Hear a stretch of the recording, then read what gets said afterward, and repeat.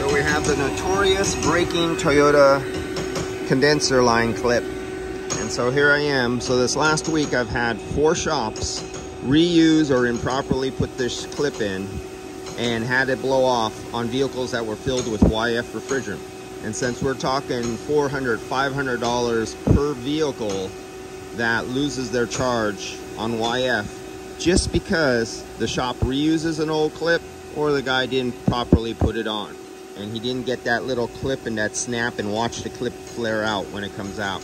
So this is an issue, and I'm really getting on top of it. Every time I just came to the service manager of this shop here and I informed them this is one of my favorite shops, and I keep telling them even if it gets old, because I don't want any of my shops having this clip blow off and me having to charge them a second time because they didn't do their job, because unfortunately sometimes the insurance company recommends an aftermarket condenser, and an aftermarket condenser does not come with this clip.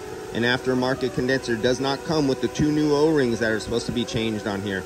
An aftermarket condenser does not come with the can of ND11 or ND12 refrigerant oil that should be, or ND14 if it's YF with electric compressor. And even that rule doesn't follow all the time. You're starting to see the manufacturers switch back and forth between oils on the same style compressors. Whether they're electric, you'll see sometimes one oil or another on the same manufacturer of compressors, but their system is installed on a different manufacturers, because remember, manufacturers don't make their AC systems.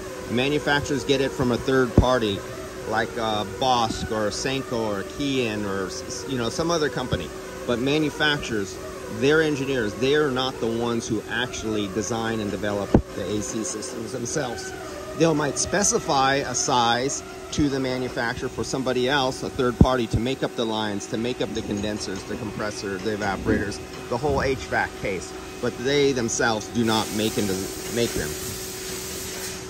So that's it on this one. I'm just getting ready to fill it up with nitrogen now that I did the recovery.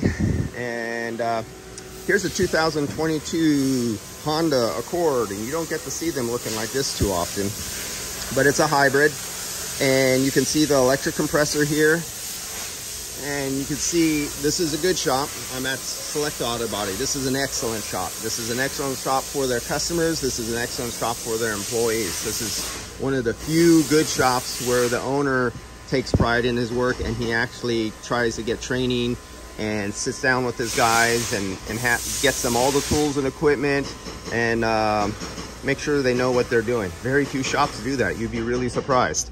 So here's the electric compressor right here, and it has actually a cast iron bracket holding on the electric compressor.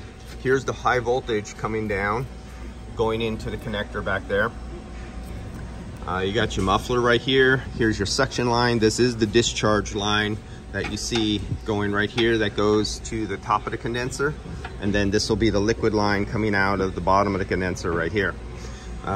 Here's the electric water pump for the ICE engine, for the gas engine right here. So you could see this crossover pipe here. That is for coolant going into the electric water pump. And here's a coolant passage for the inverter that converts your power from the high voltage battery to the drivetrain, or for charging back through the inverter to go charge the battery. It goes 2 directions and it needs a lot of cooling. So you have another heat exchanger inside here, but it runs off of a coolant system that'll have coolant lines onto its liquid cools. It's a glycol system. And so that's your other heat exchanger system on here.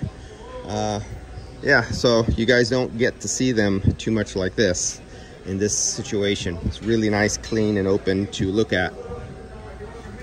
All right, guys, I'll see you later.